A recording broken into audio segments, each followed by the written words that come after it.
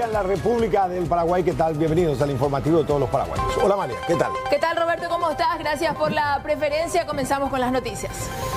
Tensa calma tras el procedimiento de la víspera a cargo de funcionarios de la Dirección Nacional de Ingresos Tributarios en zona de Alberdi.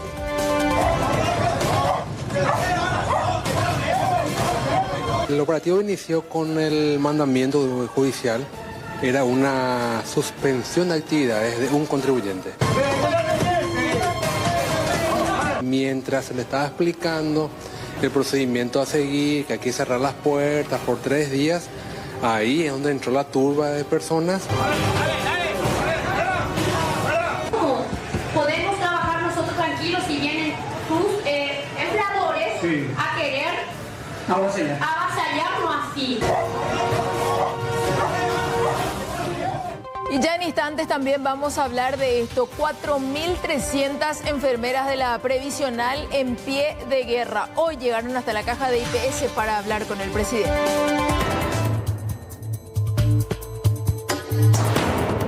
Esto es injusto porque las compañeras enfermeras y enfermeros están en primera línea.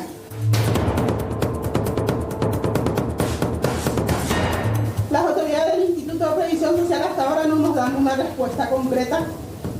Inviertan en millonarias tercerizaciones, dejando de lado la calidad de los compañeros contratados. ¿Es así o no es así, compañeros? El Ejecutivo pidió al Consejo de Empresas Públicas pagar sus respectivas deudas. Esta situación se da luego de que la semana pasada la ANDE cortara el suministro de energía eléctrica a la ESAP. En primer lugar, se le realizó una breve actualización del estado financiero, de cómo están las cuentas de cada una de estas 9 empresas públicas. El presidente remarcó y hizo especial énfasis en que las empresas públicas trabajen no de manera aislada, sino que redoblen esfuerzos para poder sentarse a la mesa a encontrar soluciones.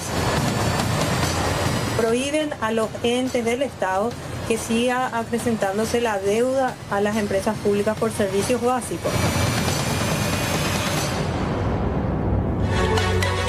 Jennifer, ¿qué es lo que pasó con esta víctima de asaltante que fue arrastrada por la calle para que se consume el hecho, ¿no? Buenas tardes.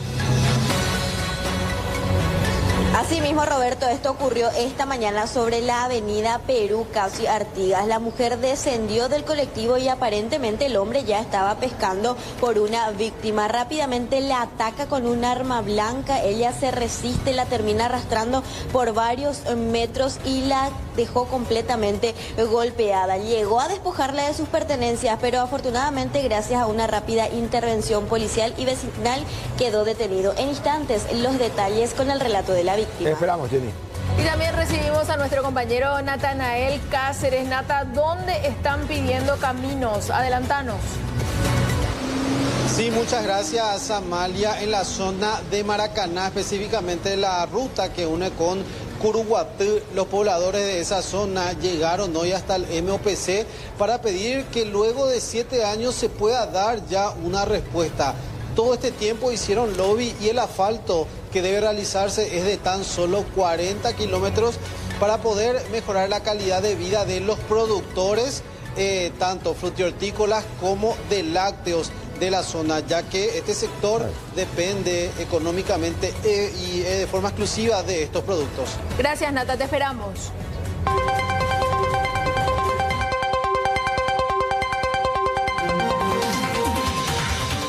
Calles Azara y Estados Unidos del microcentro de Asunción, 11 menos cuarto de la noche, Peico ya la policía de tránsito ya poitia la control la pea hora B. Si al menos da ella y llevi.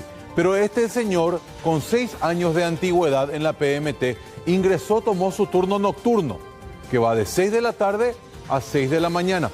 Según sus superiores, él tenía que estar acompañando la famosa pintata de las calles, zona de obras y demás, avisar si es que funcionan los semáforos o no, X.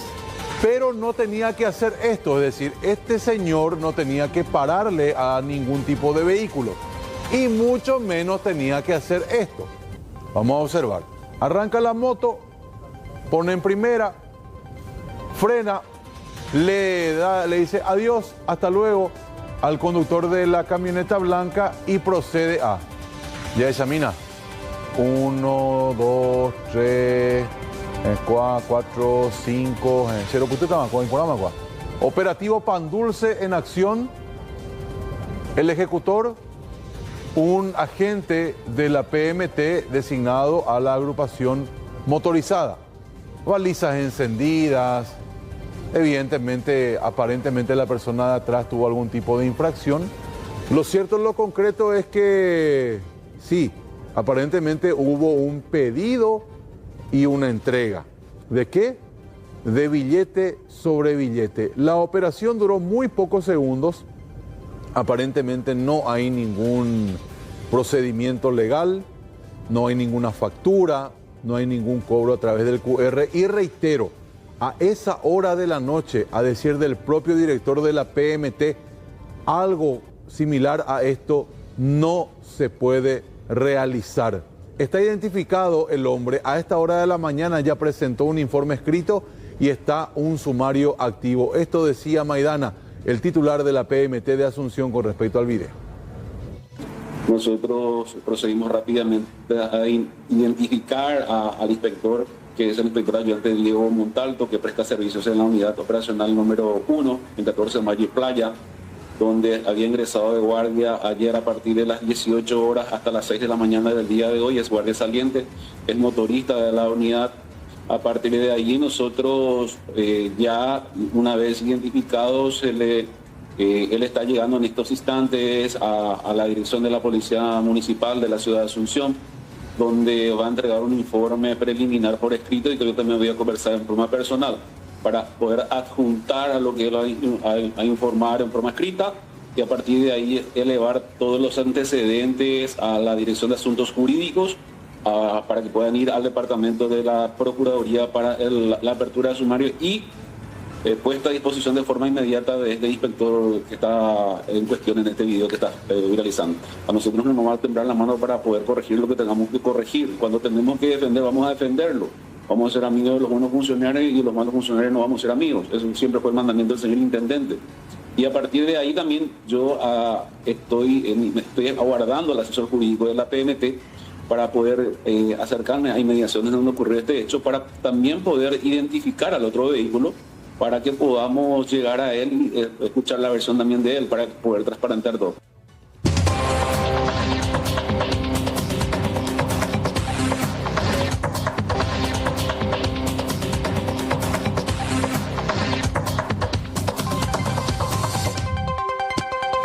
Información que se genera a estas horas. Fíjense ustedes en las imágenes de este helicóptero que se precipitó a tierra en la zona del rancho del Club Deportivo Puerto Sajonia.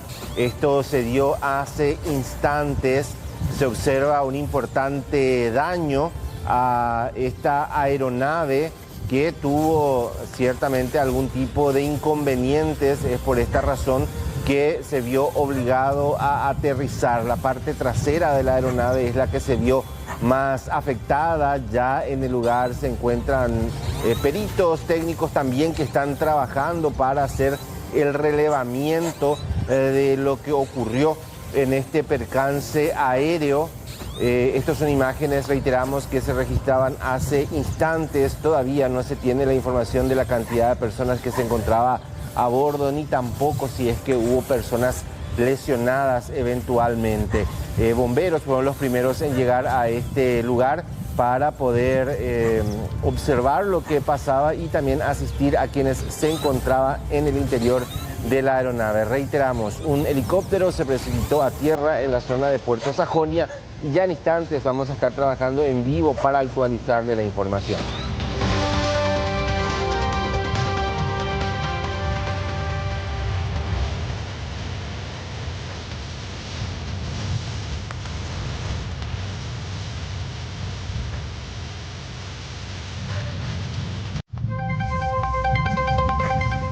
Bueno, la Senat logró desmantelar un esquema que abastecía armas y drogas al grupo criminal Comando Vermelho del Brasil. La estructura operaba en nuestro país. Escuchen, vean, bajo la fachada, una importadora de vehículos muy común a la hora de lavar activos, utilizada precisamente para modificar rodados y transportar cargamentos ilícitos hasta Río de Janeiro.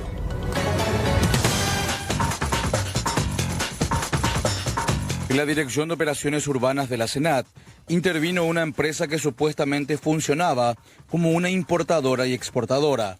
Está ubicada en la ciudad de Lambaré. En el lugar detectaron una pared falsa dentro de la oficina principal. Detrás de ella se ocultaban parte de las armas, drogas y componentes que eran preparados para ser enviados al Brasil. Un esquema de tráfico internacional, tanto de droga como de armas. Estas sustancias que fueron incautadas son marihuana con un alto contenido de THC. Y igualmente pueden darse cuenta la cantidad de componentes de armas automáticas, las municiones que se encontraron, los cargadores, calibre .50, 5.56, 9 milímetros. O sea, es un esquema bastante importante de distribución y de tráfico internacional de drogas y de armas. Uno siempre, al investigar las estructuras criminales, siempre va a encontrar que buscan o intentan darle siempre un ropaje legal o una cortina legal a sus actividades ilícitas, y básicamente esta estructura se dedicaba al tráfico internacional de armas y de drogas, ¿verdad? De acuerdo con la investigación, 3 personas formaban el núcleo de esta red criminal. Víctor Manuel Greco Céspedes fue identificado como el presunto dueño y financista de la empresa de fachada. A su lado operaba Gustavo Alejandro González, alias Chaco, de 31 años, señalado como el operador logístico. Este último contaba con el apoyo de un chofer, Luis Miguel Duarte Benítez, de 36 años, responsable del traslado de los cargamentos. Voy a hablar. ¿Vos sos Víctor? No, señor. ¿Gustavo?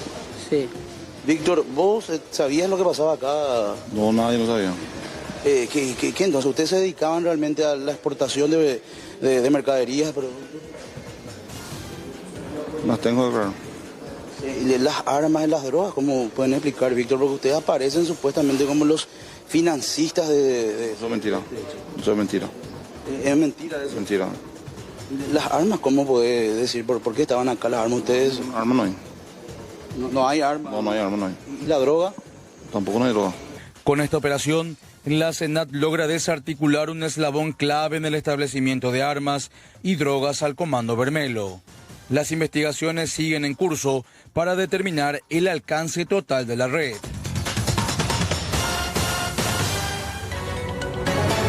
Y avanzamos con más noticias, y esto ya nos adelantaba nuestra compañera Jennifer Villamayor, y tiene que ver con la detención de un delincuente, y vamos a compartir las imágenes de este momento.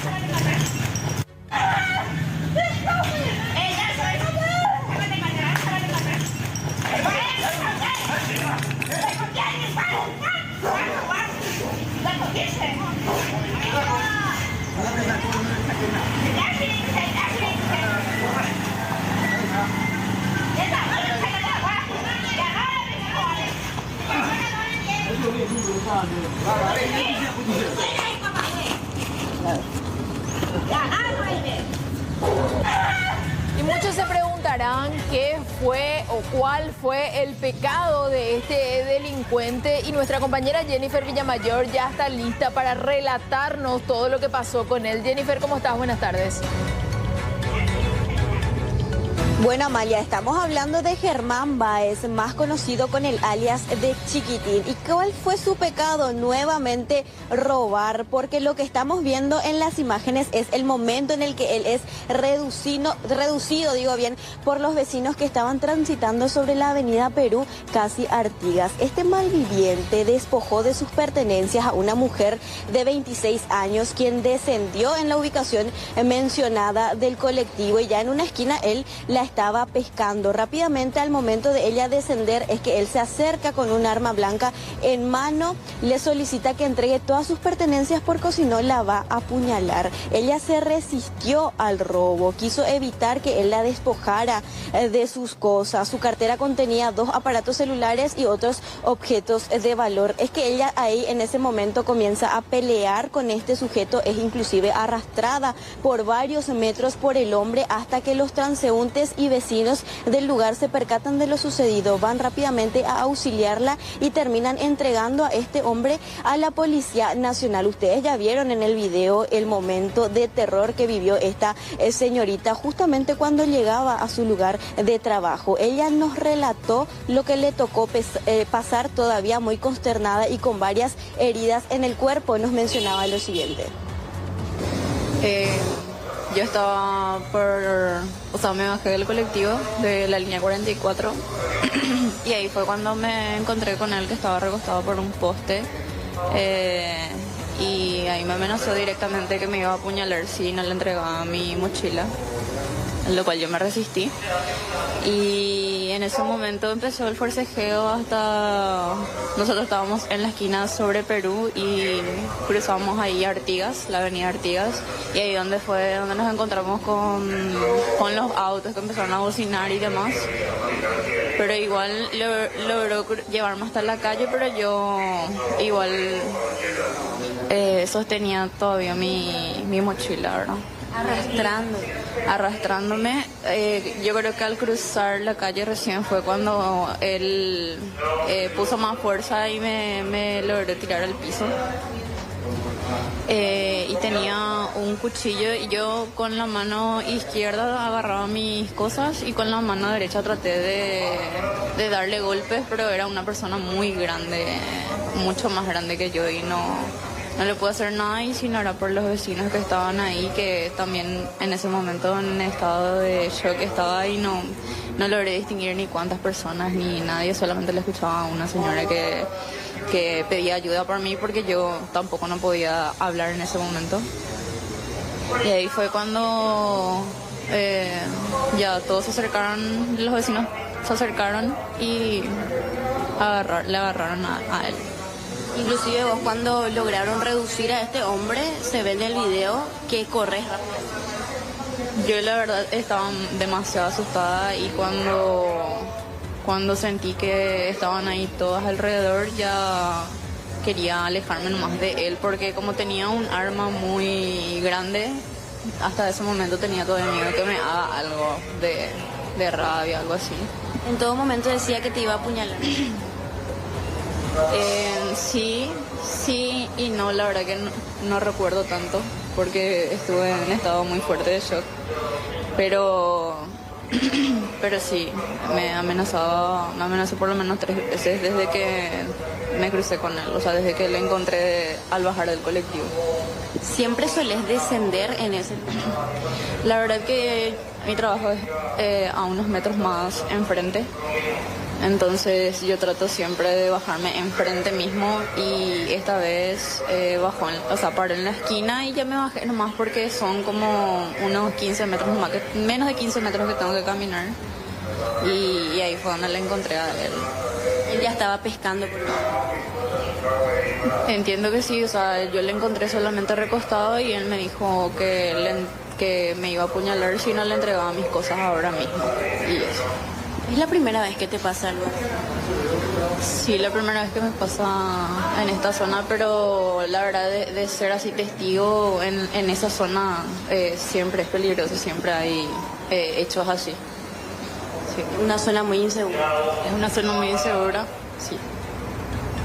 Destaco la valentía de esta joven realmente, Jennifer, pero hay que entender también que pudo haber sido fatal esa resistencia que ella mostró y el apoyo de los vecinos, como ella resaltaba, que fue clave también para la detención de este joven. Ahora me extraña que la policía, luego de tanto tiempo y de una cantidad de hechos delictivos que ya hubo en ese lugar, no haya reforzado todavía todo lo que tiene que ver con la seguridad. Estamos hablando de Artigas y Perú. Reiteramos esta zona.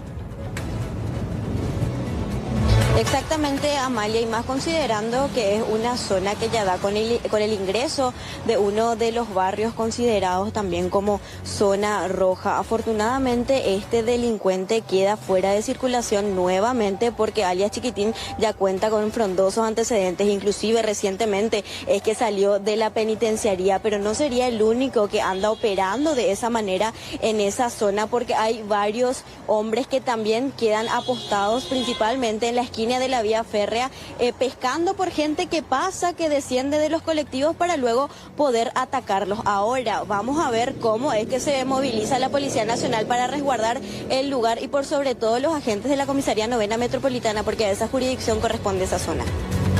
Bien, Jennifer, desde ya muchas gracias por este contacto.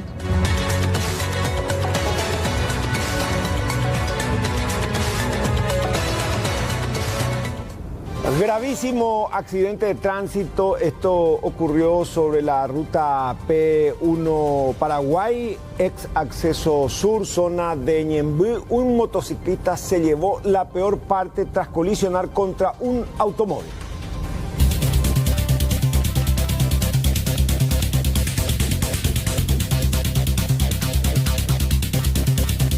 El motociclista fue derivado hasta el Hospital del Trauma debido a las severas lesiones sufridas tras el impacto.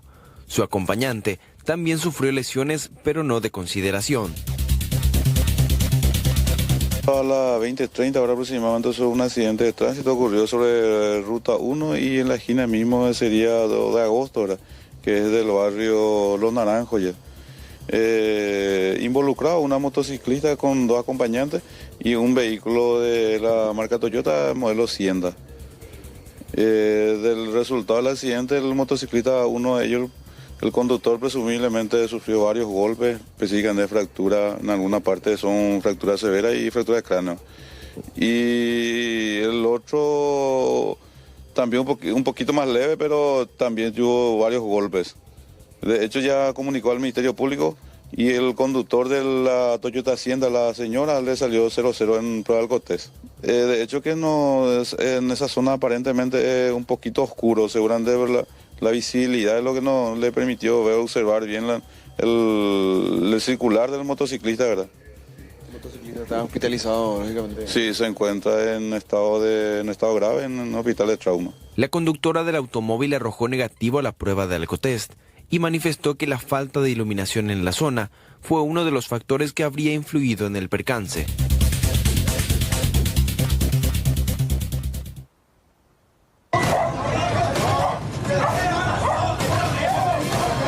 El operativo inició con el mandamiento judicial, era una suspensión de actividades de un contribuyente. Mientras se le estaba explicando el procedimiento a seguir, que hay que cerrar las puertas por 3 días, ahí es donde entró la turba de personas. Podemos trabajar nosotros tranquilos si vienen tus empleadores a querer avasallarnos así.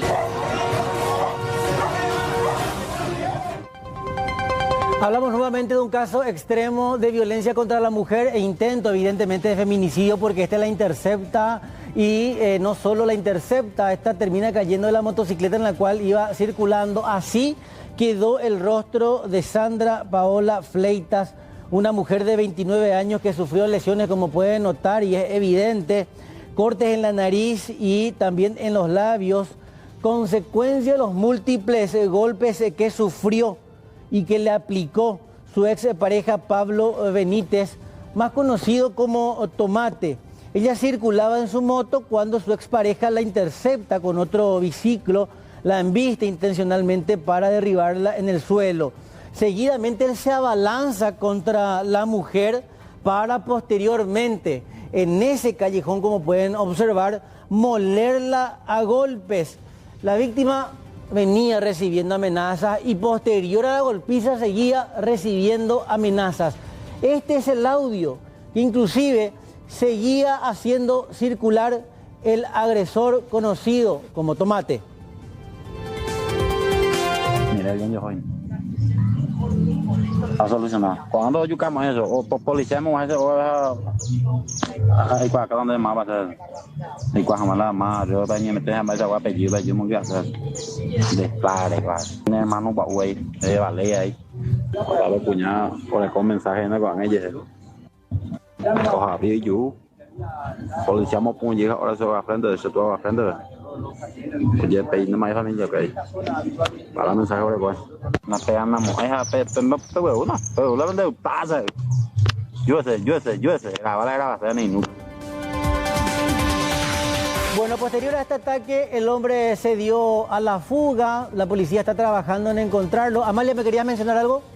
Justamente hoy es el día de la eliminación de la violencia contra la mujer. ¿Sí? Y tenemos este caso donde aparentemente ya hubo un antecedente. Varios. Y en base a todo lo que venimos viendo con respecto a casos de feminicidio también, y el último reporte habla de que el mes de septiembre fue el mes donde hubo más casos de feminicidio en nuestro país y todos los intentos que hubo en consecuencia. Y replantearnos, por supuesto, como sociedad y también las autoridades, las acciones que se están dando para prevención, pero ya más adelante vamos a desarrollar otros números también, Alexis. Claro que son alarmantes las estadísticas y eso también guarda relación con los chicos que quedan huérfanos en torno a los casos de feminicidio.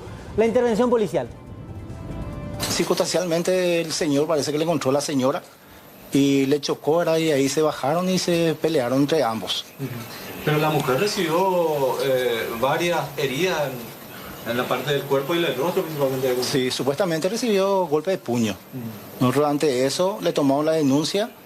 En el momento hemos comunicado a la unidad de violencia familiar y ha dispuesto que se eleven los antecedentes que ya fue comunicado en tiempo y forma a la fiscalía. También le dijo que cuando le vuelva a encontrar, que no va a contar la historia. Esa amenaza comentó también. Eso no tenemos conocimiento nosotros. Ahora nomás lo que están circulando los audios a través de... Posiblemente la señora proporcionó a los medios de prensa, de estar circulando. Porque le estaba amenazando a través de WhatsApp también. Sí. Ya les adelantábamos, cayó un helicóptero en la zona de Sajonia. Trabaja en vivo Kiara Aguilar para darnos detalles de lo que pasó. ¿Qué datos se tiene con relación a este percance? ¿Cómo te va, Rolando? Muy buenas tardes, un saludo también para todos los compañeros y la teleaudiencia. Y estamos en la zona del rancho del Club Sajonia, que ya sería del otro lado del río, y ustedes pueden ver en imágenes de David Cantero la aeronave que capotó acá en una de las canchas. Son 2 ciudadanos que a estas horas están siendo auxiliados, pero vamos a acercarnos a unas personas que estaban haciendo su práctica de tiro, me contaban, y ellos pudieron ver el momento en que este helicóptero cayó a esta zona. Están acá varias personas, ya llegó también la policía recabando los datos, ya en un ratito vamos a hablar también con ellos. Pero acá, ¿qué tal? ¿Cómo estamos? ¿Tu nombre? Sandra Cáceres. Bueno, Sandra, me contabas, ustedes estaban haciendo práctica acá y de repente vieron que la avioneta cayó, el helicóptero cayó. Sí, así mismo, más o menos a unos 20 metros del piso, perdió el control y colisionó. ¿Eran 2 personas? Dos personas, vinimos a auxiliarle. ¿Y el helicóptero estaba haciendo sobrevuelo? ¿Cómo ustedes lo vieron previamente al accidente? Sí, estaba haciendo sobrevuelo y de repente perdió el control. Cuando estaba practicando más o menos a querer aterrizar y luego volver a subir. Ahí perdió el control. Ahí perdió el control. Sí. ¿Cayó? Sí, cayó. ¿Ustedes auxiliaron a las personas que estaban adentro? Sí, así mismo, a los dos. ¿Cómo lo vieron? Y bien, en excelente estado, por suerte. Le dijimos que no se movían hasta que vengan los paramédicos. ¿Por no llegaron rapidito? Sí, así mismo, estamos como a 100 metros más o menos de ellos. Ahí está, vamos a ver si podemos acercarnos a las personas que estaban dentro del helicóptero Rolando para poder hablar con ellos, ya que afortunadamente ellos, por lo que se ve, salieron ilesos de este accidente. No estaban demasiado altos como para que haya sido demasiado fuerte. Se está recabando acá los datos también de las personas con los policías y vamos a hablar con el señor. Discúlpame, ¿usted era uno de los ocupantes del helicóptero? Sí, estamos. ¿Qué fue lo que pasó? Y, nosotros estábamos a más o menos 100 pies, 40 nudos, cuando detectamos una anomalía en el motor y se prendió la luz de paro de motor. Entonces nos acercamos al piso y bueno, estamos caminando. Entonces, ahí, eso es lo que podemos, la emergencia podemos resolverla así. Claro, era la manera más rápida de que ustedes también puedan salvarse. Sí, totalmente. Desviamos el obstáculo que estaba ahí y aterrizamos de esa forma. ¿Qué estaban haciendo? ¿Estaban haciendo un sobrevuelo, un paseo, una práctica? Paseo solamente, porque ahora estaba bonito el día, entonces salimos a pasear, a ver cómo estaba. Pues preferimos salir los mejores días nomás. Claro, y vieron ese pequeño problemita en el motor. Cuando el motor se apagó de ustedes... Sí, lo que apareció es un check de apagado motor, entonces nos acercamos al piso y ahí conseguimos controlar. Y ahí consiguieron controlar. Sí. Pero perdieron la parte de atrás del helicóptero. Sí, eso sí. Eso es, o sea, digamos, siempre la prioridad es la sobrevivencia. Entonces, estamos bien. Por eso. Claro, de hecho que compañeros ustedes le pueden ver el señor, ¿su nombre me decía? Luigi Piccolo. ¿Y su acompañante? Álvaro Guzmán. ¿Son amigos? ¿Suelen hacer este tipo de paseo? Sí, somos amigos. Solemos hacer esto, hace rato no hacemos. Esperamos que esté muy lindo el día para pasear. ¿Quién estaba pilotando? Los dos estábamos pilotando. ¿Los dos? Sí, los dos estamos. Ahí está entonces Rolando, compañeros, uno de los pilotos del helicóptero. Afortunadamente ellos pudieron... mira que había el montículo de arena, estaba el río. ¿Cómo fue ese momento para sortear y venir a caer acá? Y teníamos que buscar un lugar plano, totalmente plano, que era lo mejor, ¿verdad? Para evitar que eso se vuelque. Entonces, la idea siempre es aterrizar en la horizontal para que el tren de aterrizaje absorba sí, así mismo, sí. Rolando, te escucho. Simplemente para consultarles si la alarma, si la alerta se detectó ahí en el mismo lugar donde cayó, ellos tuvieron que buscar un lugar seguro también para buscar aterrizar. La alerta que ustedes detectaron dentro del helicóptero, ¿se les dio estando lejos de este lugar donde aterrizaron o cómo fue? No, en el proceso de pasar bajo y de estar tomando altura es que se nos apareció, ¿verdad? Entonces por eso es que buscamos un lugar bastante más tranquilo, sí, más plano. Afortunadamente estaban acá, ¿verdad? En una zona descampada en donde pudieron resguardarse también. Sí, totalmente, así mismo, por eso estamos solamente en esta área. ¿El helicóptero es de usted? Sí. ¿Hace cuántos años que pilota? Y hará, yo creo que 16 años por ahí. Sí, ya, sí. Entonces... Claro, pero nada se puede hacer cuando una falla del motor es el problema. No se puede hacer. La prioridad siempre es llegar al piso lo más horizontal posible para que el aterrizaje sea forzoso, pero uno pueda salir caminando. Sí. Y de hecho que salieron caminando, Rolando, los dos ocupantes, afortunadamente, ¿verdad? Un susto, no pasó de un susto tremendo, pero ellos están sanos y salvos acá sentados. Ellos estaban empezando recién el recorrido, ya estaban un par de minutos ya al aire. ¿Ustedes en el momento del accidente ya estaban un par de minutos al aire o estaban empezando recién el recorrido? O sea, habíamos aterrizado y estábamos subiendo, estábamos empezando la subida. Pues, ¿de dónde subieron? ¿De acá luego? Un poquito más hacia atrás. Estábamos un poquito más hacia atrás, bajamos y después volvíamos a subir y ahí es donde fue que... Sí. Como, y eso que el clima estaba lindo, ustedes querían aprovechar ese momento, ¿verdad? Sí, queríamos aprovechar. Y realmente, es que son los mejores días son cuando están bien. O sea, no salimos cuando está mal el tiempo, cuando hay tormenta. Ahí está, entonces, si me pueden también devolver el retorno, compañeros, que acabo de perder. Los ocupantes, son los dos señores acá que están, los ocupantes del helicóptero, decían ellos estaban comenzando el viaje, querían aprovechar este lindo día que estamos teniendo el día de hoy para poder hacer este recorrido que ellos normalmente lo hacen, ¿verdad? Sí. Afortunadamente se encontraban acá en este lugar del Rancho Sajonia, en donde hay un descampado bastante grande y pudieron ellos salvarse. Recapitulando un poco, Kiara, lo que mencionaban los ocupantes del helicóptero, decían, el día estaba en óptimas condiciones para salir a dar un paseo. Y ya estaban, de hecho, varios minutos al aire, ellos habían aterrizado y cuando la aeronave empieza a subir nuevamente allí, salta la alerta de algún tipo de desperfectos que se presentó en el helicóptero y eso les obligó a ellos a, de cierta manera, a realizar una maniobra para evitar que el percance fuera a mayor. Terminaron aterrizando nuevamente, la aeronave sufrió un desperfecto, pero los ocupantes al menos salieron ilesos dentro de todo, porque vemos la aeronave bastante destruida, la parte de atrás al menos, pero como decían ellos, la prioridad es salvar la vida de los ocupantes. Sí, sí, así mismo, Rolando, eso es lo que nos estaba comentando uno de los ocupantes, nos decían, es un helicóptero de propiedad de ellos, propiedad privada, ellos querían aprovechar el día, suelen hacer este tipo de circuitos, ¿verdad?, de este tipo de paseos. Cuando ellos querían volver a tomar altura es cuando se le prende el check del motor.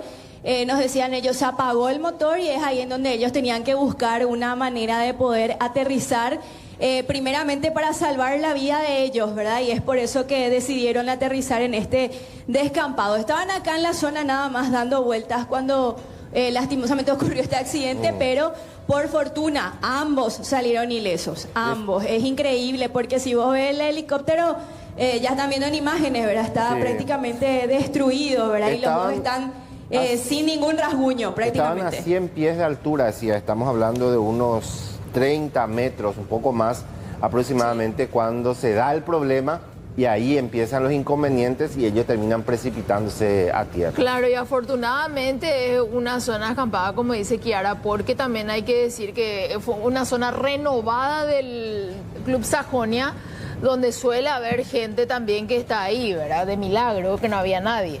Y la experiencia del piloto también, porque ellos ya pilotan hace muchísimo tiempo, sí, los dos, y de hecho que al subir un poquitito hubo el problema y ahí ya tuvieron que bajar nuevamente. Bueno, de hecho que... No, les decía nomás que de hecho que habían personas, ¿verdad?, que estaban haciendo sus prácticas de tiro, nos decía una de las chicas. Había gente también que estaban caminando también por acá. Hay que tener en cuenta que estamos ya en temporada de vacaciones. Incluso hay mucha gente que viene a pasar el día, ¿verdad? Como decía Amalia, es un lugar, uno de los sectores nuevos, por así decirlo, acá del rancho, donde se mejoró bastante para esta temporada. Es un helicóptero pequeño, Kiara, y también vimos que otro helicóptero llegó al lugar, seguramente son cercanos también a los ocupantes de la aeronave. Al auxilio. Sí, o al auxilio. Sí, vamos a consultarle acá al comisario Walter Lobo. Bueno, comisario, un accidente que afortunadamente no pasó a mayores. Sí, así mismo tuvimos conocimiento, ¿verdad? Casi inmediatamente con usted también, ¿verdad? Entonces vinimos a verificar lo acontecido, ¿verdad? Y así como estabas reportando, ¿verdad? Un accidente, con suerte vamos a decirle, pues prácticamente daños materiales nada más, pero por cuestiones de seguridad y precaución también de los tripulantes, ya fueron examinados también por la enfermera acá del Club Deportivo Sajonia. Ahora, comisario, el helicóptero que lleva ahora, ¿son familiares de ellos, compañeros, amigos que vinieron a auxiliarles también, o la empresa que trabaja con ellos? No, es de la empresa, de la misma empresa que, bueno, también al tener conocimiento, ¿verdad?, ellos vinieron a cerciorarse de la situación de la máquina y también los tripulantes, ¿verdad? ¿Las edades de los tripulantes tendría a mano, comisario? Sí, estamos viendo los datos, ya todos son mayores de edad, creo que ya entrevistaste a uno de los pilotos con bastante experiencia, ¿verdad? 16 años, ¿no? Decía. Sí, así mismo, y según escuché fue una falla técnica, mecánica, por lo que el helicóptero se precipitó hacia el suelo, pero así como podemos ver, ¿verdad?, solamente daños materiales. Gracias, comisario. Ahí está el comisario Walter Lobo también que vino hasta acá con el subcomisario para poder verificar este accidente, Rolando. El helicóptero estaba vacío, no tenía absolutamente nada más que los tripulantes, Kiara. Ahí vemos la parte de atrás, es la que está totalmente destruida, ¿no? Quedó ahí en pedazos. Luego de caer, hay que ver también a qué velocidad se precipitó a tierra y eso hizo que se destruyera prácticamente por completo. Por suerte, como decían, la parte de atrás, no así el lugar donde estaban estas dos personas que, si bien resultaron con algunos golpes, por lo menos salieron ilesos. Sí, por lo que se puede ver dentro del helicóptero no hay nada, ¿verdad? Solamente están Voy a mirar, creo que son para 4 o 5 ocupantes. 5, 3 atrás y 2 adelante. Lo que hay es un bolsón y unos documentos que seguramente son documentos del helicóptero y de las personas que estaban pilotando esto, ¿verdad? Como decías hace rato, unos 20, 30 metros de altura es que ellos estaban cuando vieron que la luz de check del motor se prende, momento en el que también se apaga y ellos tuvieron que buscar una manera de poder aterrizar para poder primeramente salvar la vida de ellos, cosa que afortunadamente pudieron lograrlo. Perfecto, Kiara. Ahí está el completo informe de lo que ocurría hace instantes en la zona del puerto Sajonia, donde este helicóptero con 2 tripulantes se precipitó a tierra luego de una falla mecánica, según decían los ocupantes. Gracias, Kiara. Desde la isleta conocida como el rancho de Puerto Sajonia, vamos hasta Itá, donde se produjo un asalto millonario. Jennifer, comentanos por favor con mayores detalles. Adelante. Es así, Roberto, específicamente en la zona de Potrero, y es que se registraba este violento y millonario asalto el día domingo. En pleno mediodía, las víctimas estaban llegando a la vivienda de un familiar cuando fueron interceptados por 3 hombres quienes estaban a bordo de un vehículo color gris humo Toyota IST. Los delincuentes descendieron del automóvil y rápidamente intimaron a las víctimas a que entregaran toda la recaudación del fin de semana. Las víctimas son comerciantes, tienen una bodega y en ese momento manejaban una importante cantidad de dinero. Los malvivientes se terminaron llevando aproximadamente 80 millones de guaraníes luego de este atraco. Posterior al hecho, minutos después nada más, es que terminan abandonando el rodado utilizado a metros de la vivienda en donde lograron intimar a los afectados. La Policía Nacional halló el día de ayer en horas de la tarde este automóvil que fue supervisado y se constató de que es un rodado que fue robado en jurisdicción de la Comisaría 11 Metropolitana. Los sujetos actuaron fuertemente armados y encapuchados y no se descarta de que formarían parte de la ya conocida banda criminal que anda operando en el departamento central. Esto nos mencionaba el comisario Hugo Velázquez con relación al procedimiento policial. El vehículo, al verificar en el sistema del registro del automotor, se constata de que fue denunciado en la comisaría 11 de Asunción. ¿En dónde fue hallado el vehículo, comisario? El vehículo fue hallado en la zona de Itá, también sobre la calle sin nombre, específicamente en el lugar donde ocurrió también, o sea que en el barrio, en la zona de Potrero, Poí se llama el barrio. ¿Podríamos decir que el mismo día del atraco ya ellos el mismo día abandonaron también este vehículo? Y sí, rápidamente, en el momento que se dictó la captura, estas personas tratan de abandonar rápidamente el vehículo que lo utilizan, ¿verdad? Estos sujetos metieron en un lugar con matorrales en donde es difícil de encontrar rápidamente, ¿verdad? Bueno, tal y como refiere Jennifer, esto ocurrió en Itá. La víctima es propietaria entonces de una bodega. Por lo menos queda el registro fílmico entonces, Jennifer. Registro fílmico del momento de la huida de los malvivientes. En el lugar del hecho, lastimosamente, no hay cámaras de seguridad. Tampoco las víctimas pudieron ver a los malvivientes que realizaron este atraco, puesto que ellos estaban a cara cubierta e inclusive tenían armas largas. Sabrás, Roberto, que en los últimos días estuvimos reportando varios hechos en donde inclusive los delincuentes operaban de la misma manera, encapuchados, armas largas, utilizaban vehículos. Posterior al hecho los terminaban abandonando. Es por eso que la Policía Nacional de cierta manera relaciona este atraco con los atracos anteriores para así también deducir que serían delincuentes de la misma banda criminal. Las averiguaciones todavía están en curso, pero aparentemente y según lo que nos mencionaba uno de los intervinientes, estos hombres ya estarían identificados. Dale, gracias. Hasta otro momento. Vamos hasta la ciudad de Alberdi, comercial por naturaleza, pero que evidentemente en las últimas horas se ha presentado un ambiente bastante hostil. ¿Qué fue lo que ocurrió? agentes de la DENIT llegaron para intervenir uno de los tantos comercios y una turba atacó a los fiscalizadores.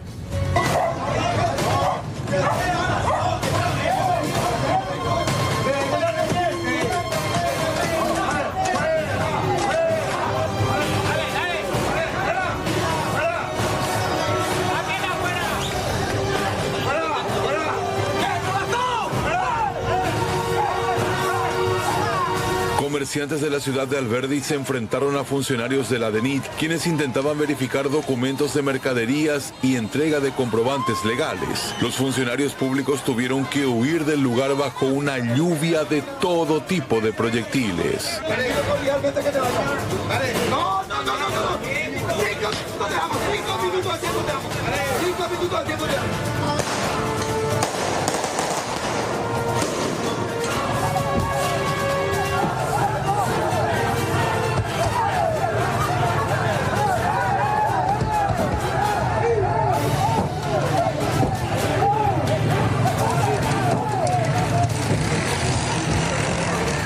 El paso sobre las calles Boquerón y Vicente Ignacio Iturbe del barrio Santa Catalina se vio interrumpido por varios minutos ante esta situación. El hecho derivó en una denuncia formal por parte de los fiscalizadores de la Dirección Nacional de Ingresos Tributarios. El operativo inició con el mandamiento judicial. Era una suspensión de actividades de un contribuyente. Cuando se entregó el mandamiento, ahí no había ningún problema aún. Luego del mandamiento se le entregó la orden de fiscalización, tampoco hubo problema, y mientras se le estaba explicando el procedimiento a seguir, que hay que cerrar las puertas por 3 días, ahí es donde entró la turba de personas, atropellaron primero en el negocio, luego a los intervinientes. La policía que estaba ahí, eran como 4, no se vio totalmente avasallada, no pudieron hacer frente a tanta gente. Entonces no le quedó otra a la gente de la DENIT que salir a las calles, y ahí nuevamente fueron otra vez corridos con piedras, huevos, se le tiró de todo. Solamente era un comercio el que estaba siendo fiscalizado. Solamente no había otro comercio ni en la zona ni en la ciudad. El hecho también motivó una reunión entre comerciantes quienes elevaron su voz de protesta. Podemos trabajar nosotros tranquilos si vienen sus empleadores a querer avasallarnos así, ¿me entienden? ¿Por qué el presidente de la nación no se preocupa en los ladrones, en meter a la cárcel a los ladrones, en los abusadores de niños? Eso es más preocupante que traer, como quien dice, va a venir como 10 funcionarios con refuerzo para querer en Alberdi a venir a avasallarnos justo para la fiesta. Yo quiero que se acuerde el señor presidente que tuvimos 2 años de pandemia. Nosotros tuvimos que forzarnos a comer lo que tengamos que comer. Nunca dependimos de Paraguay, de Asunción.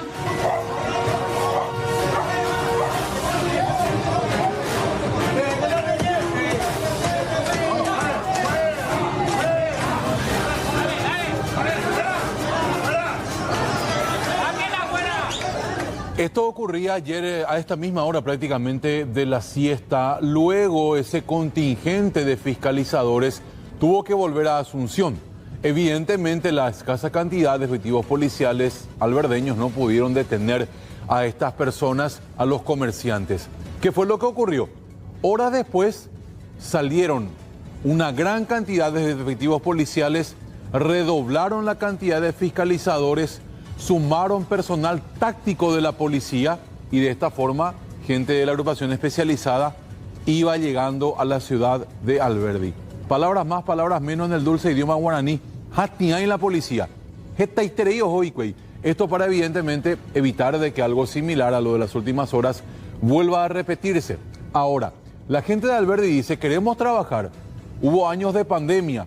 Nos vimos forzados a comer hasta el último guaraní que teníamos de ahorro, y si no teníamos ahorro teníamos que ver qué hacer. Pero de igual forma, la gente de la DENIT está continuando con los controles. Esto no cae bien y los comerciantes siguen reclamando. Ocurría hace instantes esto que estamos compartiendo con ustedes y vamos a escuchar a varios de los trabajadores del comercio. queremos saber qué van a hacer acá en nuestra ciudad. El comerciante está todo asustado. Un bori para el turista afuera que viene de Formosa a trabajar. Mira, un semejante operativo para gente trabajadora otra vez. No hay operativo para seguridad. Para ustedes mucho para que no hacía mucho, digo, miramos lo que viene solamente para un comerciante supuestamente que tiene un kiosquito. Ellos tienen el deber de conversar con nosotros, solamente conversar, porque nosotros no queremos que pase lo que pasó ayer, porque el pueblo se le va a poner, porque llega a hacer algo el pueblo se le va a poner. Nosotros estamos también a la espesa a usted para que a usted no le pase nada, porque si pasa algo también a usted le va a afectar. ¿Por qué? Porque el pueblo está cansado, nomás por eso, más señora directora. Nosotros no queremos hacer nada, no queremos nosotros queremos hablar. La gente específicamente. Pero todos estamos afectados. Está no intervenida. Hay paraguayo, señora directora. Tiene conocimiento de ellos. Y ellos están pero nada como hay. Era el careo entre comerciantes y la directora de policía de la zona, de todo el departamento. Así salían anoche a bordo de motocicletas, estando con una postura bastante firme de no ceder ante lo que podría ser la clausura de uno o más comercios en la ciudad de Alberdi. Así también efectivos policiales salían a hablar hoy, tratando de contener a esta gente que estaba bastante molesta. Y ahí está, Ña Nicolasa, esa es la despensa o ese es el centro comercial en cuestión, que tiene una orden de suspensión de actividades por 3 días, pero a la par tiene también una orden de, ir controlando los productos que están adentro y la documentación respectiva también. Gente de la DENIT viajó hasta Alberdi para reforzar la tarea y explica el porqué del proceder. Lo que se constató es la no emisión de comprobante de venta en su momento, ¿verdad? Eso es lo que primero se detectó. Ahora tenemos que ver si hay más infracciones, que para eso se inició el control puntual, la fiscalización puntual. ¿Y la fecha se va a realizar, intentar por lo menos de vuelta? Estamos en eso, estamos reorganizando, viendo cómo poder hacer. Cuando hablas de que no emite factura, ¿significa que estaba operando en negro? No, son contribuyentes que están formalizados, tienen RUC, solamente que no cumplen con su obligación de expedir comprobante de venta por cada transacción. Normalmente ellos le culpan al comprador que no quiere la factura, pero ellos tienen la obligación de expedir, aunque sea en la parte del nombre y en el RUC con XX, ¿verdad? Ellos tienen que hacer eso por cada venta que estén realizando. Y hay una impotencia masiva por parte de las licenciadas en enfermería del Instituto de Previsión Social. Nata, ¿fueron o no recibidas por el presidente? Contanos, por favor. Es así, Amalia, esa fue la intención en el transcurso de esta mañana por parte de las y los enfermeros del IPS, que recordemos ya se vienen manifestando de forma constante hace cuestión de algunos meses, exigiendo la nivelación salarial, un reajuste, un aumento también en algunos casos, teniendo en cuenta que muchos licenciados en enfermería que trabajan en los distintos puestos del IPS cobran o perciben el sueldo mínimo. Algunos están hace más de 14, 20, 25 años, inclusive sin tener un reajuste salarial. Ellos hoy fueron justamente para conversar con el presidente del IPS, pero según manifestaron les terminó recibiendo la secretaria. Salieron muy disconformes porque sienten que no es tenido en cuenta el reclamo que ellos tienen. Pero así también anuncian una gran movilización en inmediaciones del Congreso para el jueves, donde es el día justamente que se va a tratar el presupuesto general para salud. Así que esto es lo que decía, esto es lo que mencionaban una vez que salían de la reunión. Lamentable la actitud de las autoridades máximas del Instituto de Previsión Social. El presidente de IPS no nos recibió hoy.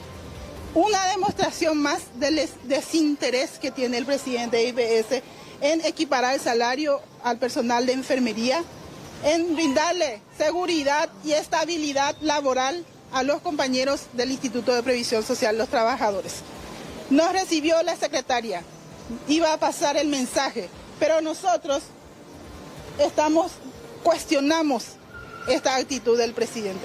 Nosotros pedimos al presidente que dé el rostro, que dé su cara, que dé el apoyo, que va a defender la propuesta que nosotros presentamos al Congreso, que es la equiparación salarial al personal de enfermería contratado, la nivelación salarial que es equivalente a 1.320.000, total sería 4.320.000 el salario que corresponde mínimamente al personal de enfermería.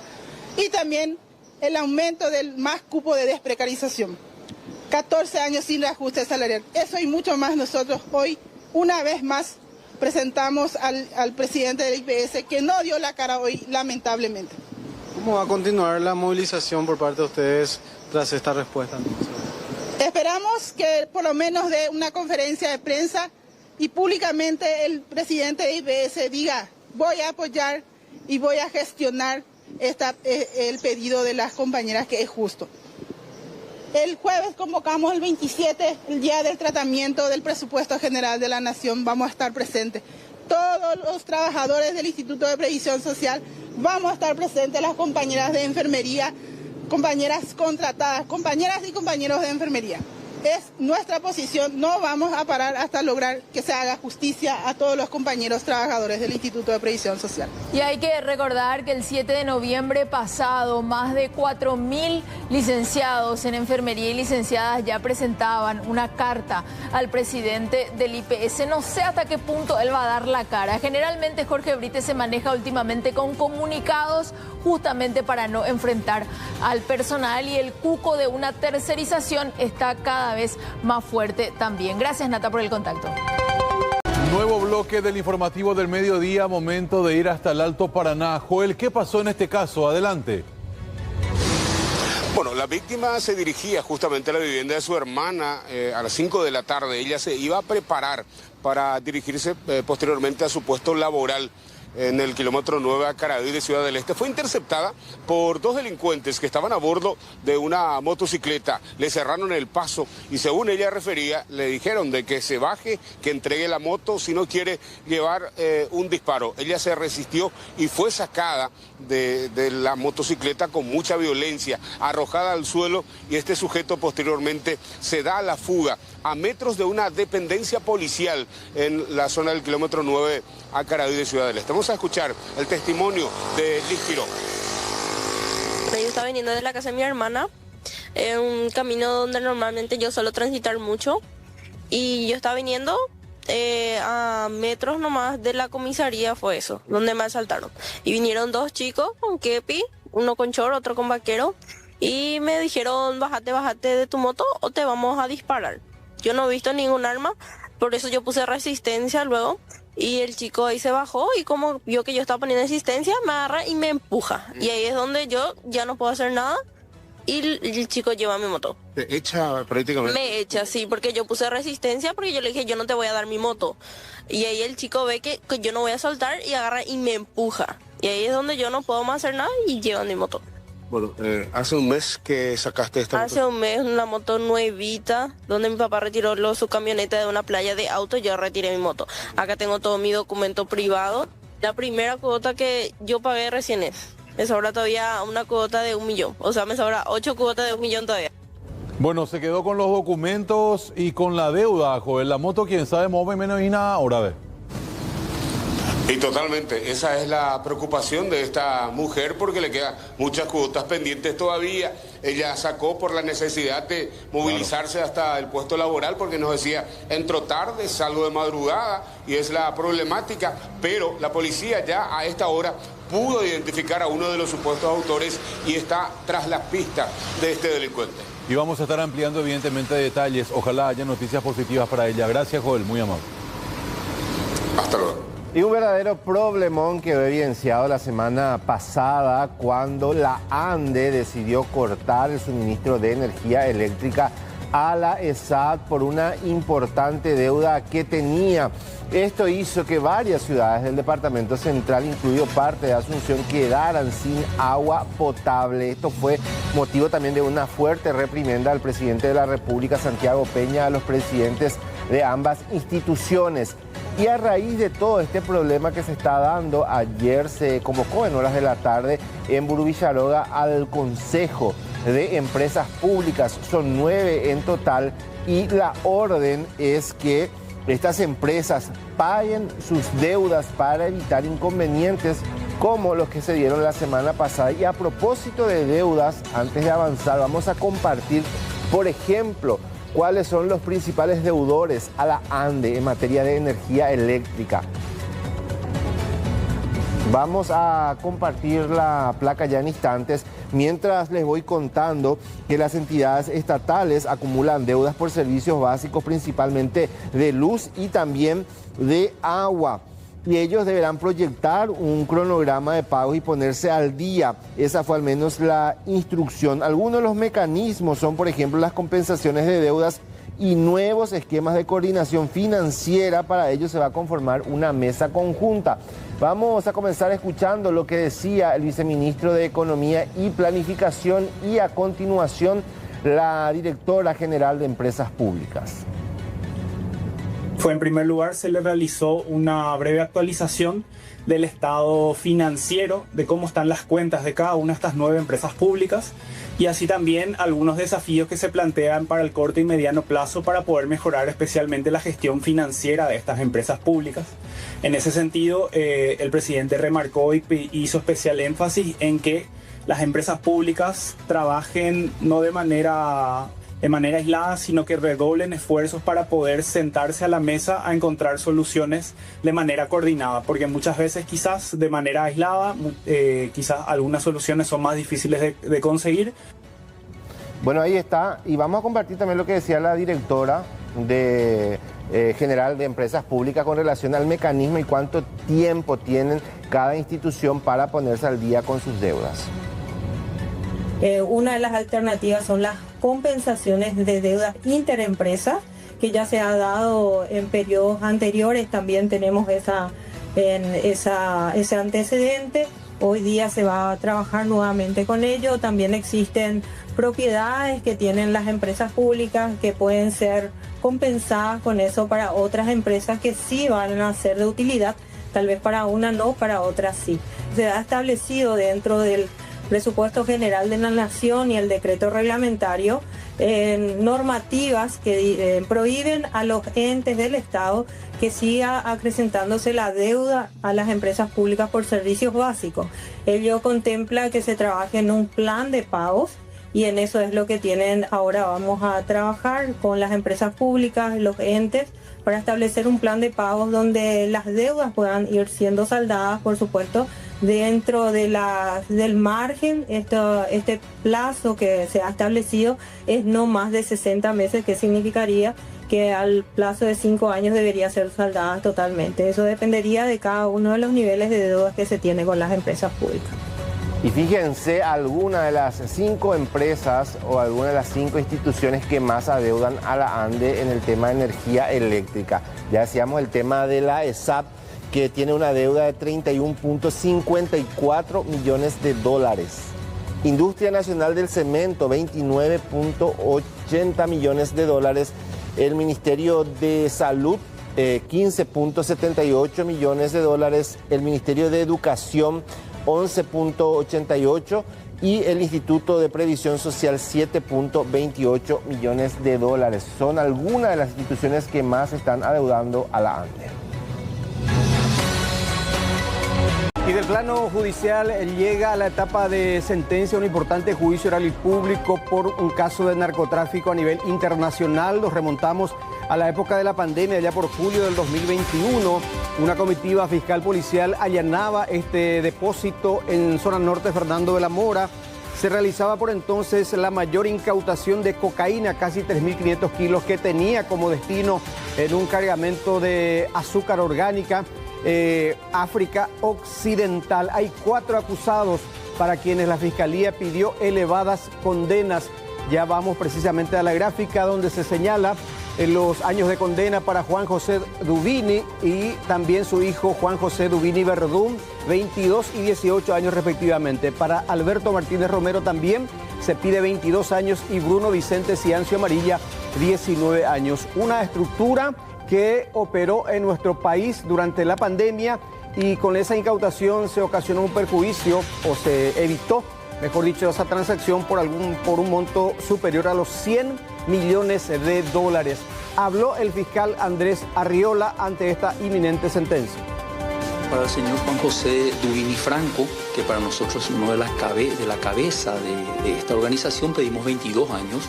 Para el hijo, el que llevaba las indicaciones o el que hacía cumplir las indicaciones, pero también tenía implicancia y función preponderante dentro de la organización, estamos pidiendo 18 años. Para el señor Bruno Ciancio estamos pidiendo 19 años, él mismo también hacía de intermediario y formaba parte de la organización.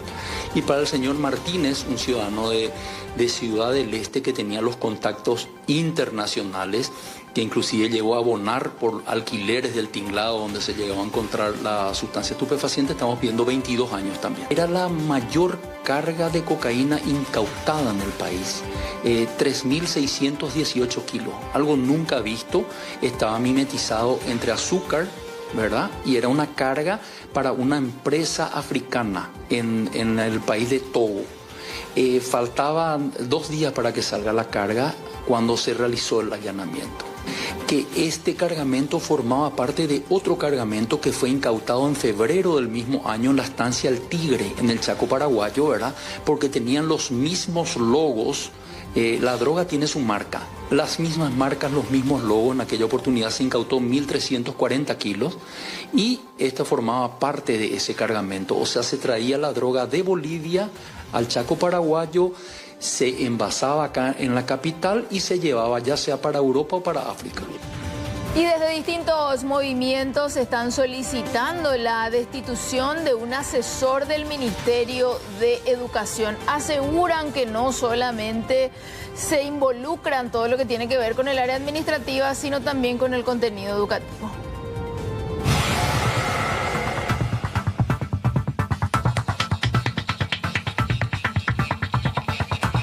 Fernando Bonani, asesor del ministro de Educación Luis Ramírez, sería en realidad el verdadero ministro de la cartera educativa. Este hombre, quien es socio propietario de una agencia publicitaria, es el que toma las decisiones de relevancia en el MEC, no solo en lo referido a cuestiones administrativas, sino también en los contenidos que el ministerio introduce en el sistema educativo. En lo administrativo, Fernando Bonani es indicado de gestionar 25.000 millones de guaraníes para la compra de equipos tecnológicos y para inversiones en materia comunicacional. A esta potestad se le suman las consultorías, proyectos y convenios que los ejecuta mediante el Programa de Naciones Unidas para el Desarrollo PNUD y la Organización de Estados Americanos para la Educación, sin ningún tipo de control por parte de la Dirección Nacional de Contrataciones Públicas. A través del Programa de Naciones Unidas, Fernando Bonani estaría percibiendo unos 70 millones de guaraníes mensuales. Esta situación lleva al Ministerio de Educación a violar la ley de transparencia y a exponer a sus funcionarios a eventuales procesos penales por determinaciones asumidas por una estructura paralela. En cuanto al contenido educativo, Bonani es señalado por las organizaciones cristianas de pretender eliminar los delineamientos éticos, tradicionales o conservadores por ideas neutras o atentatorias contra la familia tradicional. Por estas razones, plantean que lo saquen inmediatamente del Ministerio de Educación. Hoy 25 de noviembre se recuerda, se conmemora lo que tiene que ver con el Día Internacional de Eliminación de la Violencia contra las Mujeres. Y en este sentido queremos compartir algunas cifras que ha dado a conocer el propio Ministerio Público del Paraguay respecto a lo que tiene que ver con los diversos tipos de violencia por los cuales atraviesan las mujeres en nuestro país. Lo que tiene que ver, primero vamos a ver lo que respecta a la violencia contra la mujer, los datos generales, por favor, porque en total, según el Ministerio Público, en este caso estamos hablando de que hay más de 31.619 víctimas de violencia familiar. La violencia familiar es el tipo de violencia más denunciado por las mujeres en el Paraguay en la actualidad. 31.619 casos solamente en lo que va de este año 2025. Eso quiere decir que hay 1.000 casos más que en las estadísticas del año pasado. 104 casos por día en promedio se registran y si vamos a cada hora del día, 4 a 5 mujeres por hora sufren algún tipo de violencia, es lo que ha dado a conocer la Fiscalía. Nos vamos a la siguiente placa, por favor, para hablar de los casos de extrema violencia. Cuando hablamos de extrema violencia estamos hablando de hechos de feminicidios y de tentativas. 85 casos en total, de los cuales 33 fueron hechos consumados de asesinatos a mujeres que fueron pareja, hijas, mejor dicho, en este caso de los autores. 52 intentos de feminicidio se han registrado en lo que va de este año y todo esto ha dejado 64 huérfanos. Son las grandes víctimas colaterales también de este tipo de casos. Y ahora sí queremos hablar un poco de lo que es esa deuda pendiente para con las mujeres, visibilizada a través de informes de la propia Fiscalía del Paraguay. El acoso sexual representa el aspecto que tiene una gran deuda pendiente, si tenemos que mencionar esto hoy día, porque las penas, dice el Ministerio Público, tienen una expectativa sumamente baja de apenas hasta 2 años de prisión. La falta de confirmación en instancias superiores termina disuadiendo la denuncia, ya que las víctimas perciben que el esfuerzo de enfrentar un proceso judicial no se traduce en una sanción proporcional al daño sufrido. Es decir, la pena es muy leve para todo lo que tiene que atravesar una víctima de acoso sexual. La conducta se configura cuando alguien abusa de su relación de superioridad laboral, docente o similar y hostiga sexualmente a la víctima. El Ministerio de la Mujer recuerda que está habilitado el número 137, que es un número de soporte y por sobre todo de canalización también de la denuncia. Queremos escuchar lo que decía la doctora Alicia Pomata, la ministra de la Mujer. Al momento de que nosotros le decimos a las víctimas o a los familiares, a los amigos, a los vecinos denunciar, todo el sistema tiene que ser un sistema protector y efectivo, porque si no cae también el discurso nuestro de pedirles que denuncien y que puedan romper esos círculos. Siempre hay una conjunción entre el efecto de las campañas y la visibilidad de este tema que lleva a más mujeres a denunciar y también en lo que tiene que ver con la escalada de violencia, ¿verdad? Nosotros hoy no podemos hablar lastimosamente de números positivos en ese sentido. Seguimos trabajando para que efectivamente tengamos este cambio de comportamiento, pero también alentar a que haya denuncias. Y cambiando de tema, pero manteniéndonos siempre en los hechos de acoso sexual y violencia contra la mujer, recordamos que el día de hoy continuó el juicio contra el comunicador Carlos Granadas. Se realizaron las réplicas y dúplicas del caso, las respuestas y nuevamente aclaraciones también, tanto de la defensa, de la querella y del Ministerio Público, que dicho sea de paso, esa instancia está solicitando 10 años de prisión por distintos hechos, no solamente de abuso, sino también de acoso. Mañana a las 7:30 de la mañana continúa ya con las palabras finales de las denunciantes y del acusado y se espera tener sentencia en el transcurso de mañana, miércoles.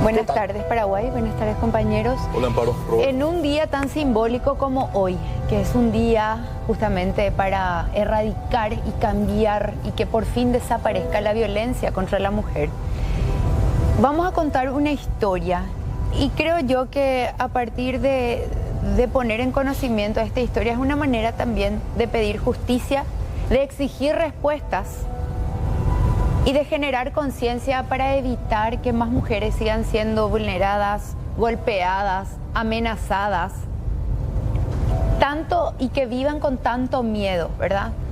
La historia de Rosana, una mujer que se vio obligada, porque ya no tenía otra solución, a salir del país, a dejar a su hija, a dejar a su familia en pos de un futuro mejor, para ayudar a su pareja, a su marido, de alguna manera, ¿verdad?, a que puedan completar ese sueño de la casa propia, de seguir manteniendo, de hacer unos guaraníes, porque acá lastimosamente la igualdad no existe, ¿verdad?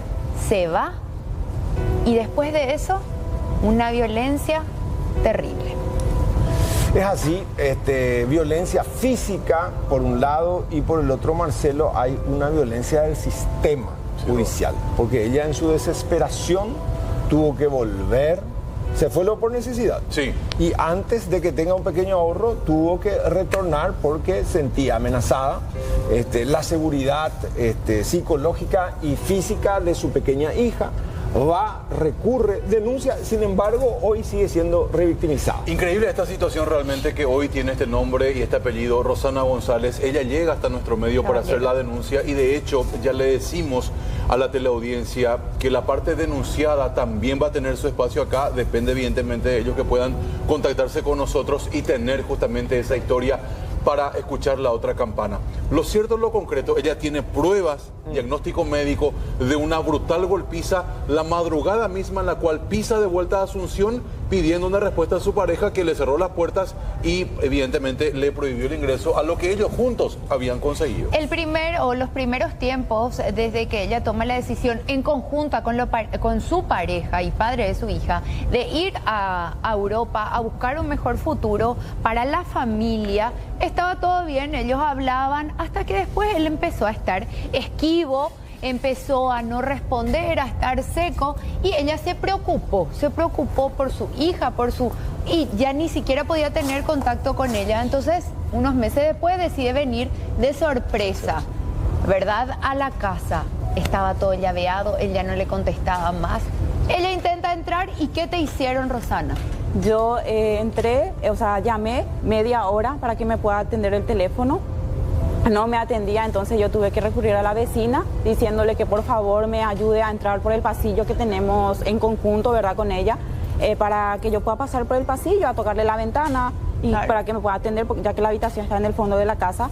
Entonces sí, me dio permiso, pasé, entonces le toqué la ventana, él se levantó, me abrió la puerta, yo entré, ¿verdad?, junto a mi hija en la habitación que estaba durmiendo. En ese momento yo le abracé a mi hija porque mucho le extrañé. Entonces ella se despertó, me sintió. Entonces yo le abracé a mi hija y ahí él empezó a decirme palabra ofensiva, que yo ya no tenía que volver, que por qué volví, que yo abandoné y todo eso. Y yo le dije, no es así, claro que no es así, vos estás mintiendo. Llegamos a un acuerdo, nosotros teníamos un acuerdo.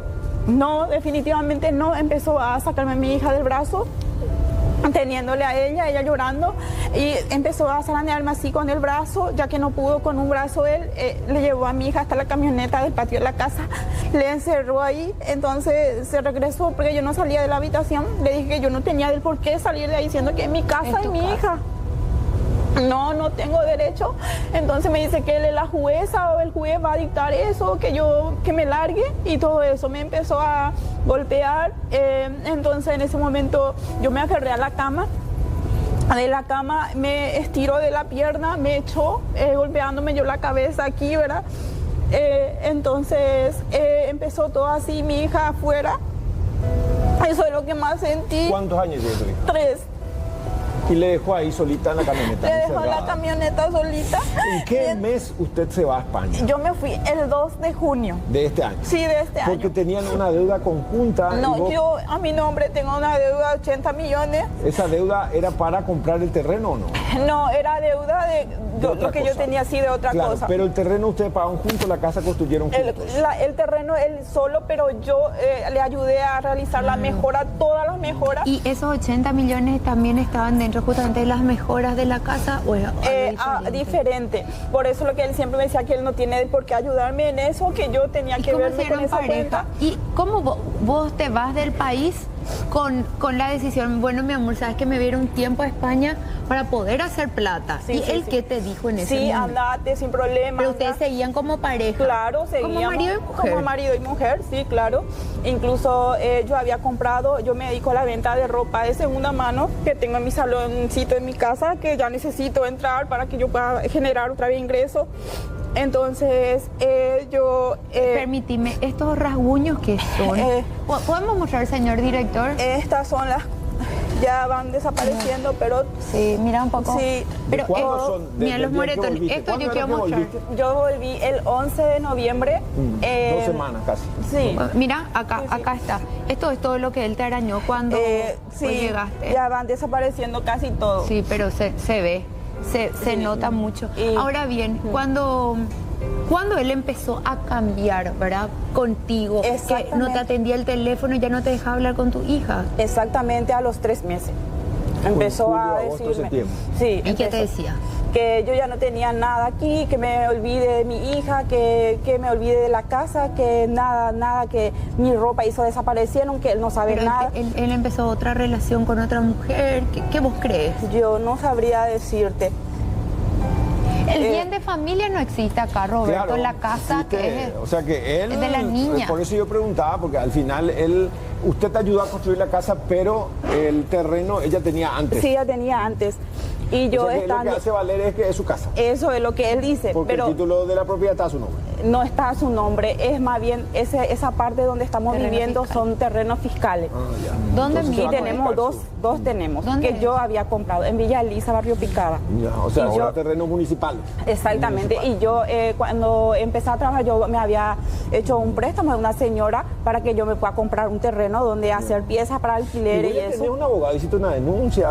Yo ya hice mi denuncia. ¿No? Mi denuncia en la comisaría, luego pasó a la fiscalía, después vine otra vez a rectificarme todo, entonces él también presentó todo porque yo también le arañé, porque yo me defendí, entonces le arañé y todo eso vino a mostrar, él prácticamente la víctima. Sí, pero, Rosana, ¿cuál es tu realidad hoy? ¿Vos dónde estás viviendo y tu nena de 3 añitos dónde está? Y estamos en la casa de la vecina. Que ella o sea, que vos no estás en la casa.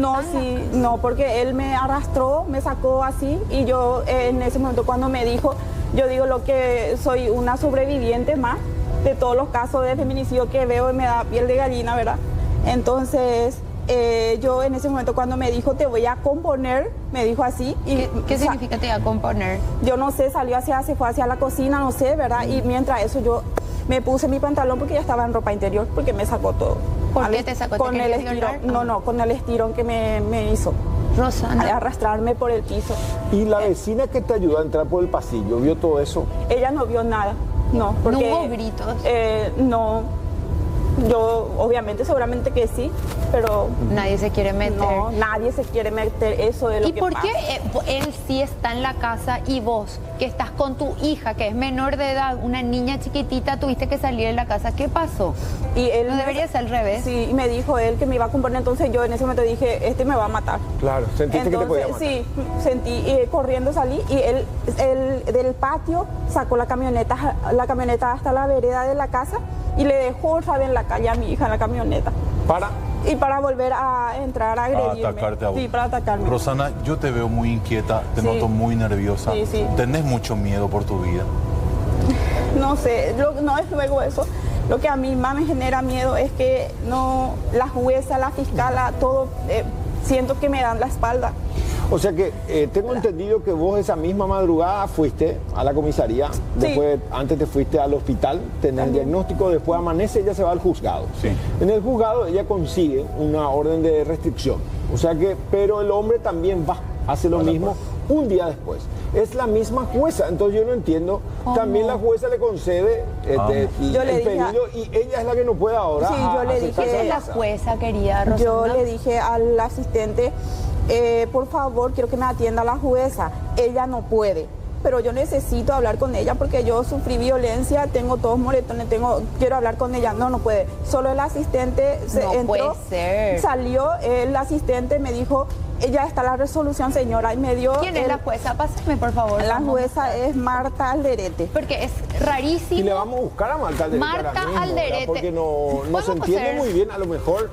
O sea, que al menos a juzgar por la versión de esta señora, ella es la que tiene la razón. No sabemos qué hizo valer el hombre, ¿verdad? Marta Benítez Alderete, jueza de paz Villa Elisa. Sí. ¿Verdad? Acá está Roberto, fíjate.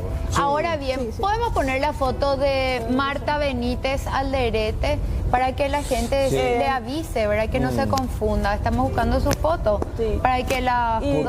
Yo creo que cuando uno parte de la premisa del interés superior del niño, pero toda la vida se verá, y la mamá, después se verá qué pasó, ¿verdad? Pero la mamá con el hijo, punto, bajo techo. Eso es lo que la lógica jurídica te dice.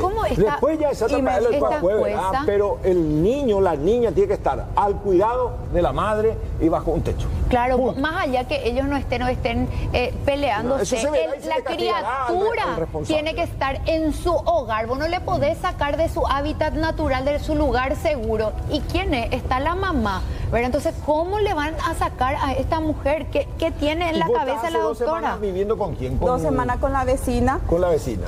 Yo me fui ¿No estás ese trabajando? Día. La No, poca nada, plata que no trajiste. puedo. ¿La criatura con quién está? Y ahora está con la vecina que me apoya en todo. No, pues espera, ¿la criatura quedó con el papá? No, conmigo. Porque yo cuando él le dejó en la camioneta, cuando me dijo que me iba a componer, yo salí corriendo, le saqué a mi hija de la camioneta. Y te fuiste corriendo a pedir auxilio al vecino. Mientras ella me abría el candado, él se fue otra vez y nos empujó así con todo, cayéndome yo con mi hija en brazos. Ahí salió la hija de la vecina, le dijo, le toca, y llamó a la policía. Claro. Él, de igual forma, abriendo el portón, ingresó hasta la habitación, la señora queriéndome llevar a mi hija. Rosana, ¿cuánta plata vos le enviaste a él? 32 millones. 32 millones. ¿Pero por qué le enviaste la plata a él?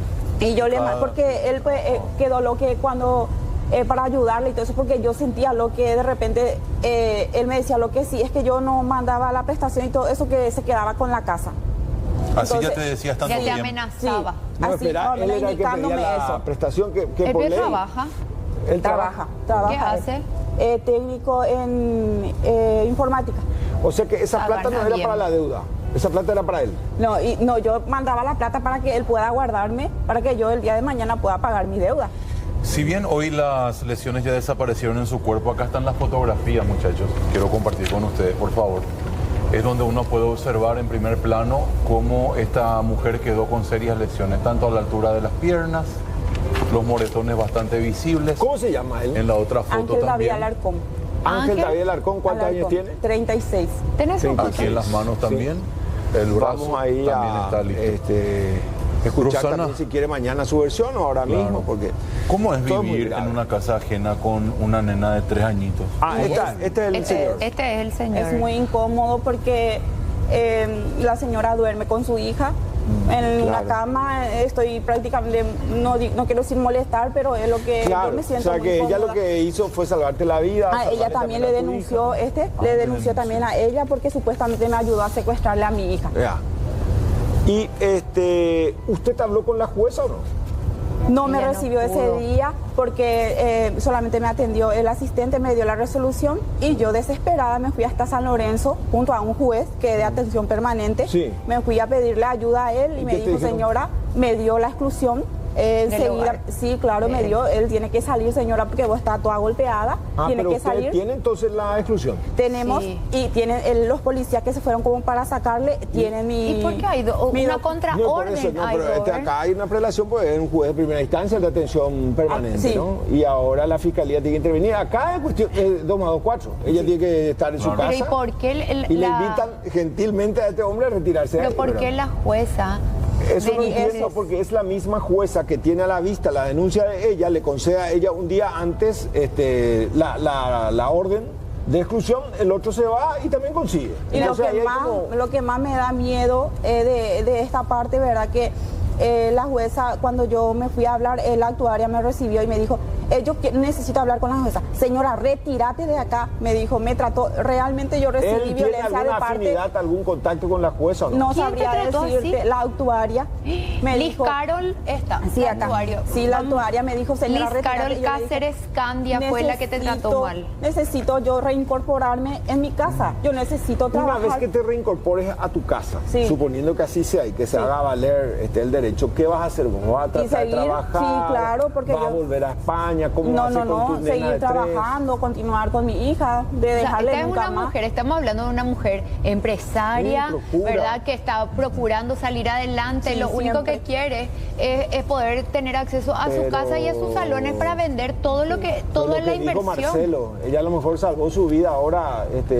Yo nomás no quiero otra vez estar con una crónica a un final anunciado, porque ella recurrió a todas las instancias, incluyendo un juzgado de atención permanente. Quiero mostrar de todas las carpetas. Ella se salvó de una madrugada. Sí. Si no fuese por la vecina buena samaritana, ella a lo mejor hoy no contaba la historia. Entonces, ella va a recuperar su techo, pero el hombre Yo ¿sabes lo que me llama mucho la atención? El trato que recibió esta mujer, que hizo todo lo que tenemos que hacer en teoría, ir a denunciar, pedir socorro al juzgado y que la actuaria judicial, en este caso Liz Carol Cáceres, le haya maltratado. ¿Cómo es? Entonces, ¿quién va a querer ir a denunciar si te tratan mal? La viceministra de la Mujer. Viceministra, gracias por estar con nosotros, doctora Estela Villamayor. Bienvenida aquí a la sobremesa. Estamos con Rosana Caballero. Tiene todos los documentos, fotografías, diagnósticos, pero dice que está siendo abandonada por el Estado y la denuncia hoy en una fecha muy especial, en donde todos tratamos de erradicar la violencia contra la mujer.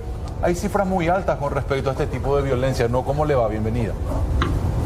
Muy buenas tardes, ¿cómo están ahí en el piso? Muchas gracias por el espacio, estoy atenta también al caso de la señora y también justamente en este día tan significativo que se conmemora el Día Internacional de la Eliminación de la Violencia contra la Mujer, ¿verdad? Y en este caso también las cifras muy altas de violencia intrafamiliar y que en muchos casos también termina con la más extrema, que es en los casos de feminicidio, ¿verdad? Altas cifras que estamos ya experimentando en el país. Al jueves estuvimos ya teniendo enlutados otra vez a nivel país con un caso de feminicidio y esto es alarmante y tenemos que tener conciencia de este flagelo en la que estamos hoy día y también los actores intervenientes de dar medidas, de los que tienen que estar en la primera línea de abordaje, en la atención, tienen que ser personas especializadas. Tienen que tener el enfoque de la perspectiva de género en el obrar. Sí, viceministra, nosotros entendemos perfectamente, pero es lo que la audiencia reclama, que este tipo de exposiciones ya sabemos luego, ¿verdad? ¿Qué podemos hacer concretamente por esta señora para que por lo menos un caso disminuya de esos datos estadísticos que ustedes manejan dentro de la burocracia estatal? Si ella va, en su desesperación ya fue a un juzgado de paz, en la madrugada casi ensangrentada, amoretonada. Después se fue a un juzgado de atención permanente. Los papeles no sirven. ¿Ustedes qué pueden hacer por ella hoy, en este día tan trascendente para el análisis y la reflexión? Aún si la salvamos a ella, a lo mejor ya cerramos el día concretamente más allá de la reflexión. Les pido por favor que le den mi número de teléfono. Desde el ministerio le vamos a estar brindando un acompañamiento integral. En el caso que ella está refiriendo, por favor referirme a ella. No está sola. Estamos acá, contamos con un equipo multidisciplinario que te vamos a apoyar, señora. Creo que es el nombre Rosana, ¿verdad? Sí. Rosana Caballero. Pobrecita, está desesperada. Rosana Caballero. Nosotros... La gente de producción, por favor, Amparo, si le pueden dar mi número de teléfono. Claro que sí. Les pido por favor, y aquellas mujeres también que están en esta situación, está el 137, nuestra línea de contención y apoyo, y también derivaciones. Contamos con un servicio de atención a las mujeres para hacer ese acompañamiento integral. En el caso de que estén con extrema violencia, contamos con albergues también y un acompañamiento en todos los procesos. Así doctora, que Rosana, sí, por el cuestión de tiempo le vamos a dar su número. Se compromete al aire, le agradecemos. Y una cosita última, también un poco empezar a verificar el trato, mejor dicho, el maltrato de mujeres que están en los juzgados para con esta clase de víctimas, porque la actuaria le maltrató, la jueza también se negó inclusive a recibirle. Algo está mal, porque nos hacemos lo que nos dice la ley, nos vamos a pedir ayuda y nos maltratan. Entonces también nuestras congéneres están fallando lastimosamente. Gracias, doctora, le vamos a estar llamando. Muy amable, hasta luego. Perfecto, voy a estar atenta. Gracias por el espacio. Gracias. Esta es la reacción que uno espera, no que sea inmediata, ¿verdad? Más allá de todo lo que siempre estamos, y está bien la reflexión, pero si hoy le salvamos a ella, yo creo que la jornada va más allá del simple análisis. Sí, ya volvemos.